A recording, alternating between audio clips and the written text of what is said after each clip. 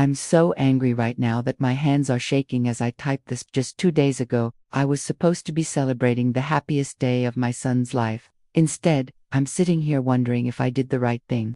I paid for my son's entire wedding, the venue, the catering, the flowers, everything. I've been saving for years to give him the perfect day. As a single mom who raised him by myself after his father walked out when he was just 3 years old, I wanted everything to be perfect. But sometimes life has other plans, and sometimes people show their true colors when you least expect it. What happened next still makes my blood boil, and I need to share this story because I'm still questioning if my reaction was justified or if I went too far. It all started 6 months ago when my son Michael announced his engagement to Vanessa. I was thrilled for them and immediately offered to help with the wedding plans. Michael has always been my pride and joy, the light of my life since the day he was born. I worked 2 jobs to put him through college, skipped vacations, and lived in a tiny apartment so he could have everything he needed. When he met Vanessa 3 years ago, I was happy that he had found someone. She seemed nice enough at first, a bit reserved around me, but I chalked it up to nerves. Looking back now, I should have paid more attention to the small red flags, the way she would make little comments about my home or my clothes, how she would roll her eyes when I spoke about Michael's childhood. But love makes us blind sometimes, especially when it comes to our children's happiness. The wedding planning started off well. I set a generous budget and told them to choose whatever venue they wanted. They picked a beautiful historic mansion with gorgeous gardens, exactly what Vanessa had dreamed of. According to Michael, it was expensive, nearly $45,000 for the venue alone, but I wanted my son to have the best day possible. I put down the deposit and signed all the contracts in my name since I was covering the costs. Vanessa's parents weren't contributing much, just the rehearsal dinner, which was fine with me. I didn't mind being the one to make my son's dreams come true. We spent weekends looking at flowers, tasting cakes, and selecting the perfect menu. Michael was so excited, calling me almost every day to discuss some new detail. Vanessa, however, became increasingly distant, often canceling our planning sessions at the last minute, or sending her maid of honor in her place. 3 months before the wedding, things started to change. Vanessa began excluding me from important decisions. The bridesmaid dresses I helped pick out were suddenly changed. The cake flavor we had all agreed on was switched without telling me. When I asked about these changes, Michael would look uncomfortable and say things like, "Vanessa just thought this would be better," or "her mom had some concerns." I tried to be understanding. After all, it was their wedding. But it hurt to be pushed aside after I had been so involved from the beginning. Then came the seating chart disaster. I had given them a list of family members and close friends I wanted to invite, about 30 people in total. When I finally saw the seating chart 2 weeks before the wedding, I discovered that most of my guests had been relegated to tables in the back corner, far from the main party. My sister, who had flown in from Australia to be there, wasn't even seated with me. When I confronted Vanessa about it, she gave me a cold smile and said, "Well, this is Michael in my day, not yours. We had to make some adjustments." I was stunned by her tone but decided to let it go for Michael's sake. I didn't want to cause any drama before their big day. Little did I know that this was just the beginning of what would become the most humiliating experience of my life. The week of the wedding arrived, and with it came Vanessa's parents and extended family. I hosted a dinner at my home to welcome everyone, spending days cooking and preparing everything. I wanted to make a good impression and start this new chapter on the right foot.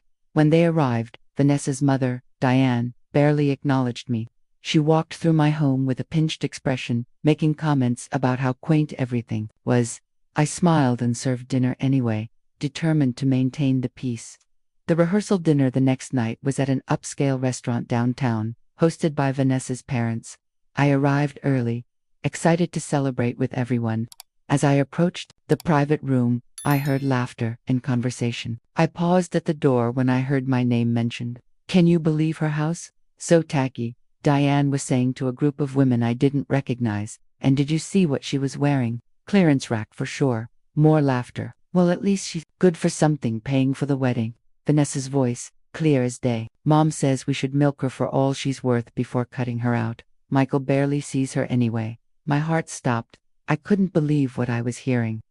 These people, this family that was about to become part of mine, were mocking me, behind my back, making fun of my home, my clothes, the things I had worked so hard for, and worse, They were using me for my money while planning to push me out of my son's life. I almost turned around and left right then, but something in me refused to be disrespected like that. I took a deep breath, straightened my shoulders, and walked into the room with my head held high.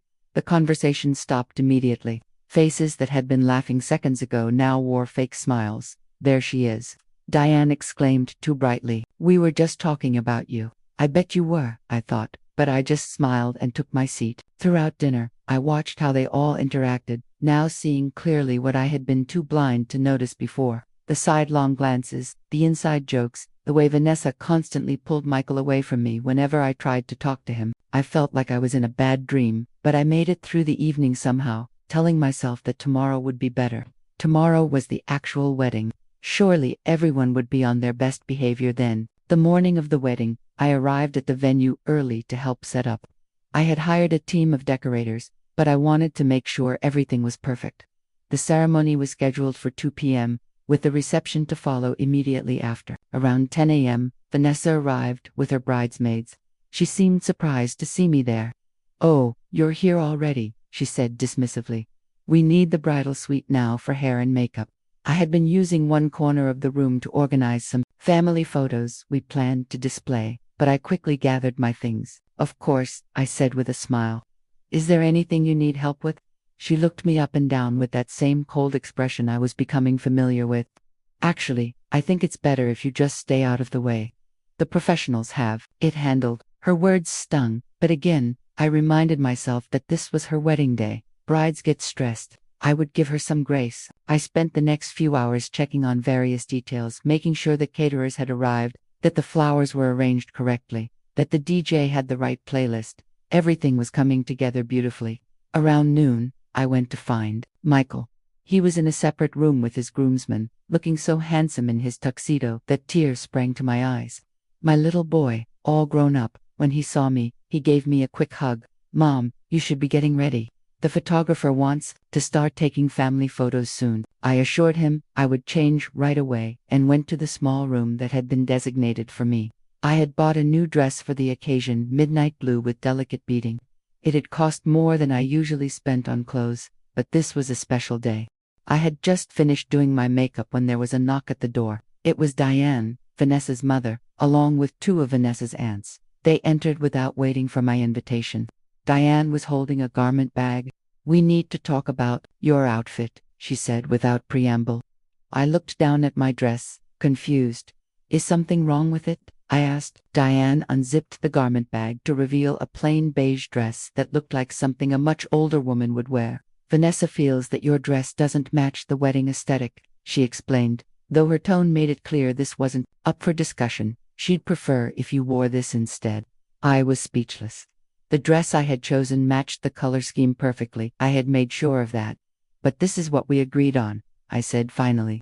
"I specifically asked about the color months ago." One of the aunts, I think her name was Barbara, stepped forward with a tight smile. "The thing is, your dress is a bit attention-grabbing, and today isn't about you." I stood there, trying to process what was happening. These women had come to my dressing room on my son's wedding day, a wedding I had paid for entirely, to tell me that my carefully chosen dress wasn't good enough, that I would draw too much attention. As if a mother of the groom shouldn't look nice at her own son's wedding. I took a deep breath and decided this wasn't worth fighting over. "Fine," I said, taking the beige dress. "I'll change." They looked surprised, clearly having expected more resistance. As they left, I heard one of them mutter, "At least she knows her place." That comment hit me like a physical blow. Knows her place. What exactly did they think my place was? Just the bank account funding this entire affair. I changed into the beige dress, which was too large in some places and too tight in others. I looked washed out and frumpy, exactly what they wanted. I realized with growing anger. When I emerged from the dressing room, Michael was waiting for me. His face fell when he saw me. "Mom, what happened to your blue dress? You looked so beautiful in it." Before I could answer, Vanessa appeared at his side. "Oh good, you changed," she said to me with a satisfied smile. Then, to Michael, "Doesn't she look more appropriate now? The blue was way too flashy."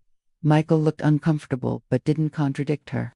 Instead, he checked his watch and said something about needing to speak with the best man. As he walked away, Vanessa turned to me with a completely different expression, cold, triumphant, and unmistakably hostile. By the way, she said in a low voice, I've made some changes to the ceremony. You won't be walking down the aisle or giving that little speech you prepared. It's just better this way. I stood there, shocked once again. The speech had been Michael's idea, a short blessing from the mother of the groom. We had discussed it months ago. Does Michael know about this change? I asked, trying to keep my voice steady. Vanessa's smile widened. He agrees with me that it's for the best. You tend to get emotional, and we don't want any scenes. She placed a hand on my arm in a gesture that might have looked comforting to anyone watching but felt like a warning. Just remember, this isn't your day. It's ours, so please try not to make it about yourself. With that, she glided away to rejoin her bridesmaids, leaving me standing alone in a dress I hated, feeling increasingly like an unwelcome intruder at an event I had made possible. I looked around at the beautiful venue, at all the details I had helped plan and pay for, and felt a deep sense of betrayal wash over me. I needed a moment to collect myself, so I stepped outside into the garden. The ceremony would be starting in about an hour, and guests were already beginning to arrive. As I stood there trying to calm down, I overheard a conversation from around the corner. It was Vanessa and her maid of honor. Did you see her face when she came out in that awful dress? Vanessa was saying, laughing. Priceless. Mom did such a good job getting her to change. The maid of honor's voice. I can't believe she fell for it. That blue dress wasn't even that bad. Vanessa again. It doesn't matter. The point was to put her in her place. Michael doesn't even realize what's happening. Men are so oblivious. More laughter. The best part is that after today, we barely have to see her again. Michael already agreed. We're spending all holidays with my family. She'll be lucky if she gets a phone call once a month. Something inside me broke at that moment. All the little slights, the dismissive comments, the manipulations, they suddenly formed a clear pattern. This wasn't just wedding stress or personality clashes. This was deliberate cruelty. And my son, my beloved Michael, was either complicit or completely under Vanessa's control. Either way, I was losing him. I thought about all the sacrifices I had made over the years, the long hours at work, the lonely nights, the dreams I had put on hold, all to give him a good life. And this was how it ended, with me being humiliated and pushed aside at the very event I had made possible. No, something in me decided right then that I would not stand for this treatment any longer. I deserved better. I had earned better. With shaking hands, I took out my phone and made a call. The call was to the venue manager, a kind woman named Gloria who had worked closely with me throughout the planning process. Gloria, I said when she answered, I need to speak with you urgently, in private. 5 minutes later, we were sitting in her office. I explained what had been happening, the disrespect, the humiliation, the plans to cut me out of my son's life. Gloria listened sympathetically, but looked concerned. I understand how hurtful this is, she said gently, but the wedding is set to begin in less than an hour. What exactly are you asking me to do? I took a deep breath and spoke the words that had been forming in my mind. I want to cancel the event. All of it, the ceremony, the reception, everything. Gloria's eyes widened. Mrs. Johnson, are you sure? This would be quite dramatic. I nodded firmly. The contracts are all in my name. I'm the one who paid for everything. Legally, I have the right to cancel, don't I? Gloria confirmed that yes, technically, I did have that right, though she had never seen anyone exercise it so close to the event. She tried to talk me out of it, suggesting that I might regret such a drastic action later. But my mind was made up. I understand this puts you in a difficult position, I told her, and I'll pay any cancellation fees or penalties, but I cannot and will not fund my own humiliation. After a moment of consideration, Gloria nodded and began making calls. Within 20 minutes, the catering staff was packing up their equipment. The florists were removing centerpieces. The DJ was dismantling his setup. I sat in Gloria's office, alternating between certainty that I was doing the right thing and waves of guilt so intense they made me physically ill. But every time I pictured Vanessa's smug face or remembered her cruel words, my resolve strengthened. This woman and her family had planned to use me and then discard me. They had mocked my home, my clothes, my very existence. And somehow, they had convinced my son to go along with it. While Gloria continued handling the logistics, I wrote a short note to Michael. I'm sorry it came to this. I love you more than anything in this world, but I cannot support a union with someone who has shown me such disrespect and cruelty.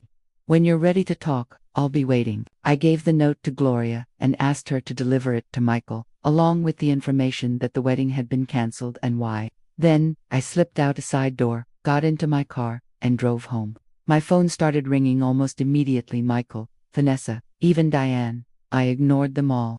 When I got home, I turned off my phone, poured myself a large glass of wine, and sat in my tacky living room, wondering if I had just made the biggest mistake of my life. Had I overreacted? Should I have just endured one day of humiliation for my son's sake? But then I remembered what they had planned for after the wedding, cutting me out completely, and knew that today would have just been the beginning of my erasure from my son's life. The next morning, I woke up to pounding on my front door. It was Michael, looking disheveled and furious. I let him in, bracing myself for his anger. "How could you do this?" he shouted as soon as he was inside. "Do you have any idea how humiliated Vanessa is? How humiliated I am?" Everyone showed up to find the venue being dismantled. I waited until his initial outburst subsided before speaking. "Sit down, Michael," I said quietly. "We need to talk." He looked like he wanted to continue yelling, but something in my expression must have stopped him. He sat. I told him everything what I had overheard at the rehearsal dinner, the incident with the dress, Vanessa's cruel comments in the garden. As I spoke, I could see disbelief, then doubt, then dawning realization cross his face. "I don't believe you," he said, but his voice lacked conviction. "Vanessa wouldn't say those things." "She did say those things, Michael, and worse," I replied steadily. "But don't take my word for it. Ask yourself, why was my dress suddenly a problem yesterday? Why was I removed from the ceremony program without discussion? Why have all the holiday plans already been decided in favor of Vanessa's family?" I could see him processing this, remembering incidents he had perhaps dismissed or rationalized away. "This isn't about one day or one wedding," I continued. "This is about the kind of marriage you're entering, and the kind of person you're choosing to spend your life with. Someone who would treat your mother, who raised you alone and gave you everything she could, with such contempt." Michael was quiet for a long time. Then he said something that broke my heart all over again. "But I love her, Mom. And now everything's ruined." I reached out and took his hand. "If you truly love her, and if she truly loves you, then you can rebuild. Start fresh, maybe with a smaller ceremony that comes from a place of mutual respect. But first, you need to have some hard conversations with Vanessa about how she's treated me and what kind of relationship she envisions us having in the future." Michael nodded slowly, though I could tell he was still overwhelmed by everything that had happened. He left shortly after, promising to think about what I'd said. I didn't hear from him for 3 days. Those were some of the longest days of my life. I replayed the events over and over, questioning my decisions, worrying about my son, wondering if our relationship could ever recover from this. On the 4th day, my doorbell rang. It was Michael again, but this time he wasn't alone. Vanessa was with him. My heart sank at the sight of her, but I invited them both in. They sat on my couch, the same couch Diane had called shabby, while I took the armchair across from them. Michael spoke first. "Mom, Vanessa has something she wants to say to you." I turned my attention to Vanessa, noticing for the first time how young and uncertain she looked without her usual confidence. "Mrs. Johnson," she began, her voice small, "I want to apologize for my behavior. The things you overheard, I can't deny them. I said those things, and they were cruel and disrespectful." She paused, seeming to gather herself. "The truth is, I've been jealous of your relationship with Michael for a long time. He talks about you constantly, how strong you are, how much you sacrificed for him. I felt like I could never measure up." I was surprised by her honesty, having expected denials or more manipulation. "That doesn't excuse how I treated you," Vanessa continued, "or how I let my mother treat you. I got caught up in this fantasy of the perfect wedding and lost sight of what really matters." She glanced at Michael, who was watching her with an expression I couldn't quite read. "After everything fell apart, we had some very difficult conversations. Michael made it clear that if we're going to have a future together, it has to include you."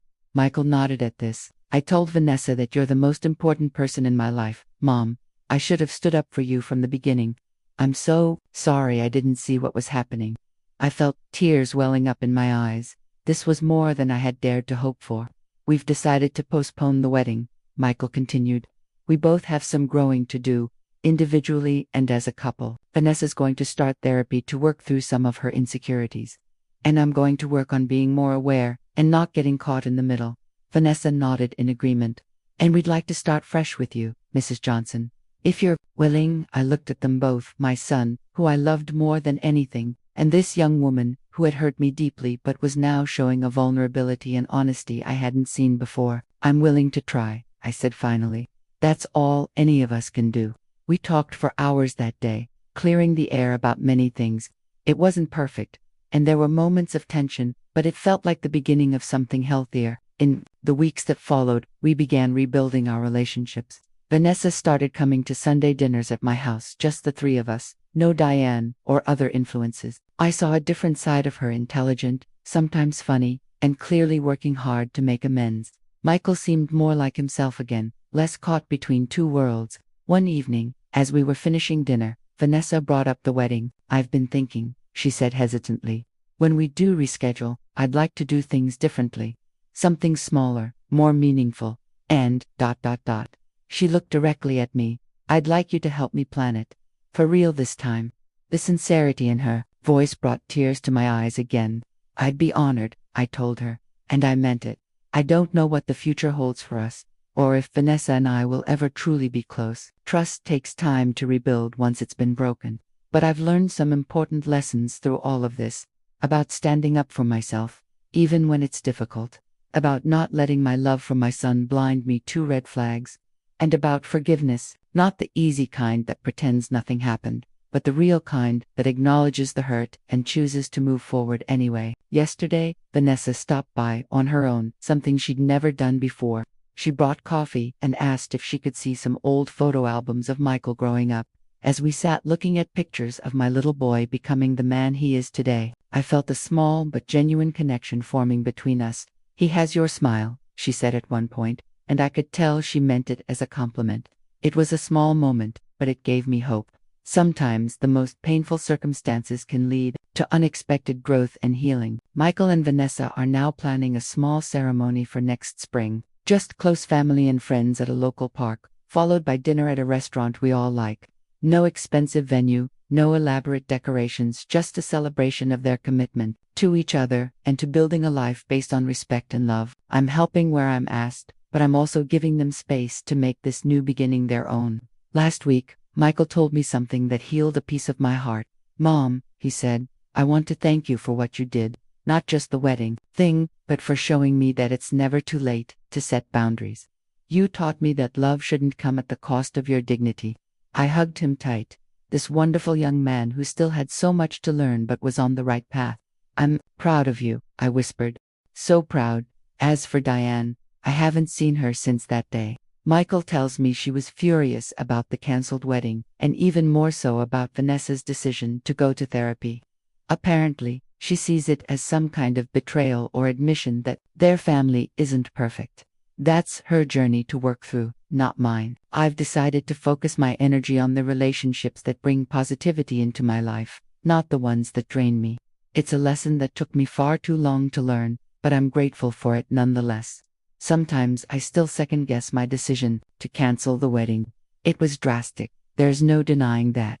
But then I remember the look on Vanessa's face when she told me, this isn't your day. She was right about one thing, it wasn't my day, but it was my money, my time, my love that made that day possible.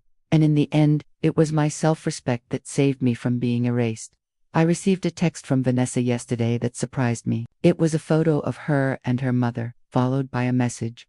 Had a hard conversation today, set some boundaries, thought you might be proud. I was, and I told her so. It takes courage to stand up to the people who shaped you, to say, I love you, but this behavior isn't acceptable. I know that better than most. Change doesn't happen overnight. Relationships don't heal in a day or even a month. Trust builds slowly, like a house being constructed brick by brick. But we're laying the foundation now, and it feels solid. Michael seems happier than he has in a long time, more present, more himself.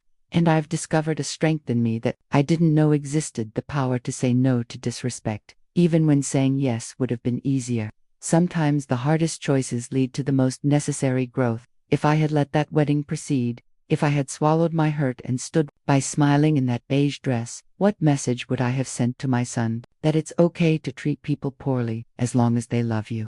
That his mother's dignity was less important than social appearances. No, by taking that drastic action, I showed him that love doesn't mean allowing yourself to be mistreated. It was a painful lesson for all of us, but one that ultimately brought healing instead of more hurt. People have asked me if I regret making a scene or ruining the wedding. My answer is always the same. I regret that things reached a point where such an action felt necessary. I regret not addressing the disrespect sooner. But I don't regret standing up for myself. Some might call it petty revenge, but I see it differently. It was the moment I decided my self-worth was non-negotiable. Tomorrow is Michael's birthday, and for the first time, I've invited Vanessa to join our traditional birthday breakfast. It's a small step, but an important one. She seemed genuinely touched by the invitation. We're all learning as we go, figuring out how to create new traditions that honor the past while making space for the future. It isn't always easy, and there are still moments of tension or awkwardness, but there's also laughter now, and genuine conversation, and the sense that we're all trying. That counts for something. A lot, actually. I don't know if Vanessa will ever become the daughter I once hoped for, but I think we might become something equally valuable to women who respect each other and share a love for the same man, in different but complementary ways. In the end, this story isn't really about a cancelled wedding. It's about the boundaries we set and what we're willing to accept in the name of love. It's about finding the courage to say enough when someone crosses those boundaries, even when doing so is frightening or comes with consequences. It's about the painful but necessary process of letting our children make their own choices, while still honoring our own needs and dignity. And it's about forgiveness, not the kind that pretends the hurt never happened, but the kind that acknowledges the pain and chooses to move forward anyway. Michael and Vanessa are on their own journey now. They'll make mistakes, learn from them, and hopefully grow stronger together. And I'll be here, cheering them on but no longer sacrificing my self-respect for anyone's comfort. The other day, I was cleaning out some drawers and found the receipt for that midnight blue dress, the one I never got to wear. I'm thinking about having it altered and wearing it to their new ceremony in the spring. Not out of spite, but as a symbol of transformation. What was once a source of pain can become a statement of resilience and new beginnings. When I suggested this to Michael, he smiled and said, "You should, Mom. Blue was always your color." Perhaps that's the greatest gift to come from this whole ordeal, the knowledge that we can take the broken pieces of a painful experience and create something new and beautiful from them. Life rarely goes according to plan. Weddings get canceled, relationships hit rocky patches, people disappoint us in ways we never anticipated. But what matters is what we do next, how we gather ourselves, learn from the experience, and choose to move forward with wisdom and grace.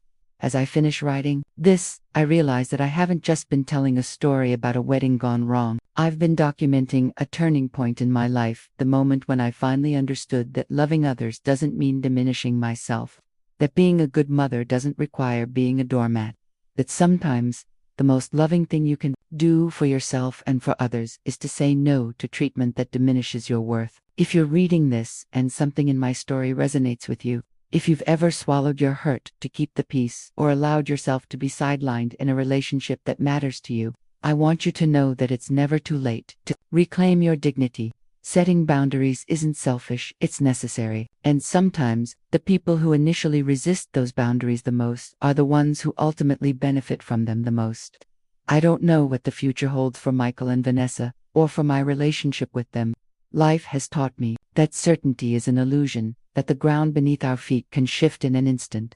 But I do know this: whatever comes next, I'll face it with the knowledge that I am worthy of respect, that my love and support come with the expectation of basic human decency, and that sometimes the bravest thing we can do is stand firm in that knowledge, even when it would be easier to bend. So here's to canceled weddings and new beginnings, to painful growth and unexpected healing, to the messy, complicated, beautiful journey of loving others while also loving ourselves.